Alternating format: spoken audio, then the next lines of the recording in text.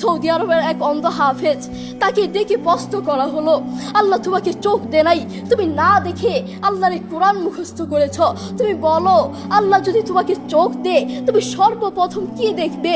অন্ধ হাফেজ বলল, আল্লাহ আমাকে চোখ দে নাই, আল্লাহ আমি চোখে দেখতে পারি না, আমাকে চোখে দেখার মতো সেই শক্তি আল্লাহ দে নাই। আমাকে যদি আল্লাহ চোখ ফিরিয়ে দে, আমি আল্লাহর কসম করে বলতে পারবো আমি আমার মাকে দেখবো না, আমার কলিজার টুকরো সন্তান আছে আমি সন্তানকে দেখবো না, আমার ভাই আছে, আমার বন্ধু আছে, আমার প্রিয় মানুষ আছে আমি তাদেরকে দেখবো না।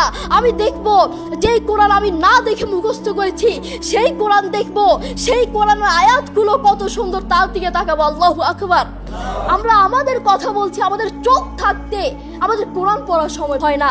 আপনি বলছেন আমি ব্যবসা করি সময় পাই না, কোরআন কোত্থেকে পড়বো? ব্যবসা করি কোরআন পড়ার সময় পাই না, আমি দোকান করি দোকানে অনেক কাজ থাকে, বিশ্বাস করুন আমি অনেক ব্যস্ত মানুষ, এজন্য কোরআন পড়ার টাইম পাই না, কোরআন পড়ার সময় পাই না। প্রিয় ভাই, আমি আপনাকে বলতে চাই আপনাকে সময় কে দিয়েছে? আপনাকে সময় কে দিয়েছে? যেই আল্লাহ আপনাকে সময় দিয়েছে সেই আল্লাহর জন্য আপনি কোরআন পড়তে পারেন না। আপনার চেনা ফলমান আসমানের নিচে জমিনের উপর আরেকটাও হতে পারে না। কথা বলেন ঠিক কিনা?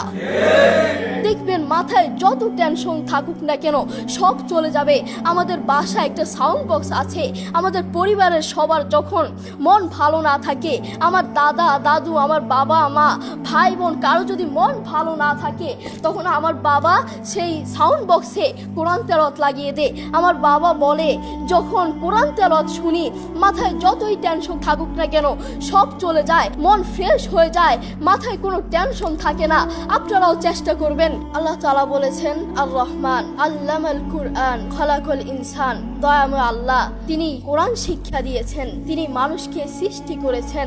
আপনি দেখুন বর্তমান পৃথিবীতে যিনি কোরআন নিয়ে প্রতিবাদ করেছেন, আল্লাহু আকবার, যিনি বর্তমান এই পৃথিবীর বুকে কোরআনের সৌন্দর্য তুলে ধরেছেন, কোরআন যে ভুল নয় তা প্রমাণ করেছেন, তিনি হচ্ছে ডাক্তার জাকির নায়েক হাফিজাহুল্লাহ। তিনি কোরআনের মর্যাদা তুলে ধরেছেন, কোরআন যে ভুল নয় তা প্রমাণ করে দিয়েছেন। এই পৃথিবীর বুকে আপনি দেখবেন পৃথিবীর বহু মানুষ চোখে দেখে না, পৃথিবীর বহু মানুষ কথা বলতে পারে না, পৃথিবীর বহু মানুষ হাঁটতে পারে না, পৃথিবীর বহু মানুষ কানে শুনে না, তবু আল্লাহু আকবার যারা অন্ধ দেখবেন তারা চোখে দেখে না কিন্তু শুনে শুনে এই কোরআন মুখস্থ করে, যারা কানে শুনে না তারাও এই কোরআন মুখস্থ করে, যারা কথা বলতে পারে না তারাও আল্লাহু আকবার দেখবেন এই কোরআন মুখস্থ করে। আমার বাবার একটি মাদ্রাসা আছে, নাম হচ্ছে আল হিদায়াত প্রতিবন্ধী মাদ্রাসা, সেখানে বিভিন্ন প্রতিবন্ধীরা পড়ে। তো সেখানে যিনি প্রধান শিক্ষক, সেখানে যিনি প্রধান টিচার, তার নাম হচ্ছে হাফেজ মোহাম্মদ শরীফুল ইসলাম। তাকেও আল্লাহ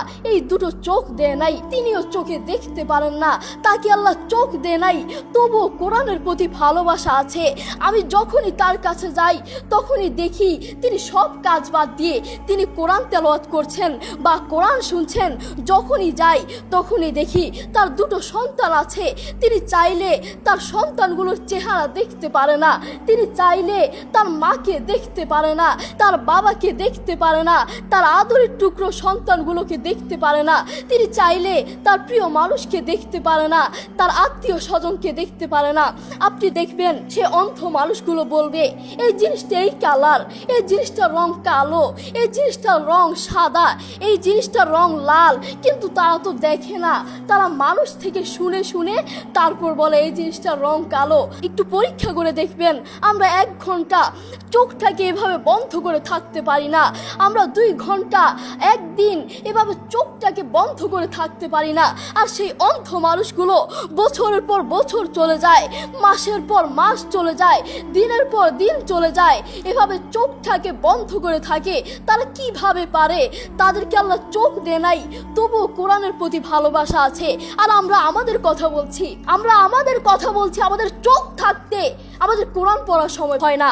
আপনি বলছেন আমি ব্যবসা করি সময় পাই না, কোরআন কোত্থেকে পড়বো? ব্যবসা করি কোরআন পড়ার সময় পাই না, আমি দোকান করি দোকানে অনেক কাজ থাকে এজন্য কোরআন পড়ার সময় পাই না, আমি অফিস করি অফিসে অনেক কাজ থাকে কোরআন পড়ার সময় পাই না, আমি অনেক ব্যস্ত মানুষ, বিশ্বাস করুন আমি অনেক ব্যস্ত মানুষ এজন্য কোরআন পড়ার টাইম পাই না, কোরআন পড়ার সময় পাই না। প্রিয় ভাই, আমি আপনাকে বলতে চাই আপনাকে সময় কে দিয়েছে? আপনাকে সময় কে দিয়েছে? যেই আল্লাহ আপনাকে সময় দিয়েছে সেই আল্লাহর জন্য আপনি কোরআন পড়তে পারেন না, আপনার যে নাফরমান আসমানের নিচে জমিনের উপর আরেকটাও হতে পারে না। কথা বলেন ঠিক কিনা?